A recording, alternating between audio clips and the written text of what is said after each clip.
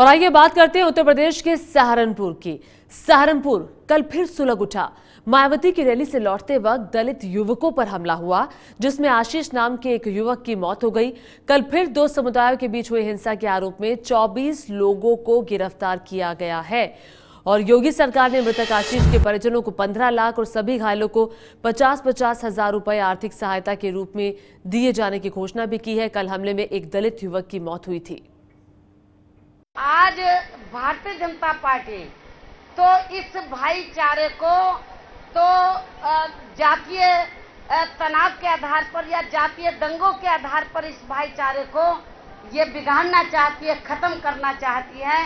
इसलिए मेरा आप लोगों से यही कहना है कि आप लोगों को तो आपस में झगड़ना नहीं चाहिए। दलितों और ठाकुरों के बीच हिंसा की आग झेल रहे सहारनपुर का दौरा करने पहुंची बीएसपी प्रमुख मायावती ने आज योगी सरकार पर गंभीर आरोप लगाया और लोगों से हिंसा न करने की अपील की थी। लेकिन मायावती की इसी सभा से लौट रहे दलितों पर फिर जानलेवा हमला हो गया।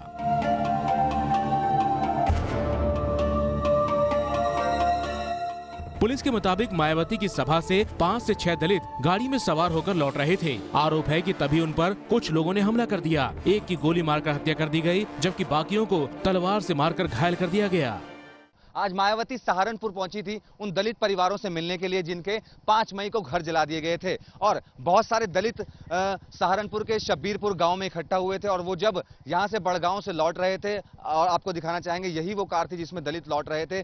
कुछ लोगों ने जो बताया जा रहा है कि नकाबपोश थे उन दलित लोगों पर हमला कर दिया। आप देख सकते हैं यहाँ पर कि कितनी बुरी तरीके से उन पर हमला किया गया है। बताया जा रहा है कि तलवार से हमला किया गया। इतना ही नहीं, गोली भी चलाई गई है और गोली के निशान आपको दिखाना चाहेंगे। देखिए गोली का एक खोखा पड़ा हुआ है, आप देख सकते हैं यहाँ पर गोली भी चलाई गई है एक शख्स के ऊपर और बाकी जितने लोग अंदर मौजूद थे उनके ऊपर तलवार से हमला किया गया। जैसे हम जा रहे थे तो हमें पुलिस की गाड़ी ने कहा भाई आगे मत जाओ, झगड़ा हो रहा चंदनपुर गाँव में। हमने गाड़ी बैक की, हम चलती, हमारे सामने एक बस जा रही थी, हम ओवरटेक करने लगे तो हमारी गाड़ी टच होगी बस से।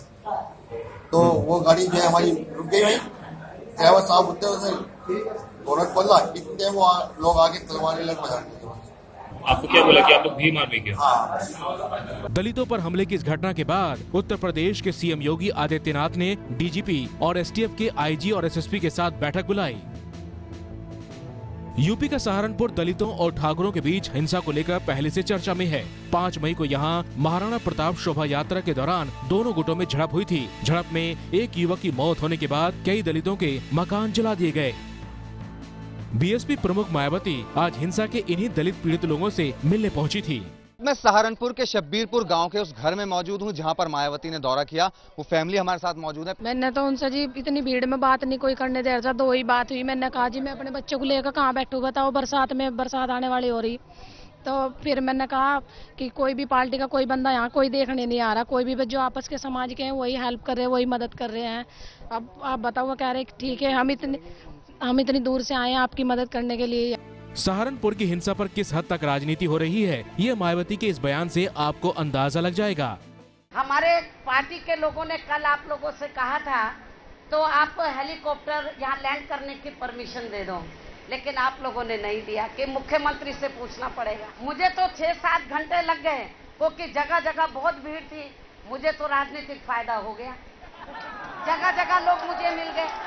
आप लोगों ने तो सोचा था कि बहन जी का नुकसान हो जाएगा, मेरा नुकसान नहीं हुआ है। सहारनपुर में हिंसा पर योगी सरकार कार्रवाई का भरोसा दे रही है, लेकिन जिस तरह यहाँ बार बार हमले हो रहे हैं वो विरोधियों को सीएम योगी पर सवाल उठाने का मौका तो दे ही रहे हैं। सहारनपुर से मनोज वर्मा की रिपोर्ट। ये है एबीपी न्यूज, आपको रखे आगे।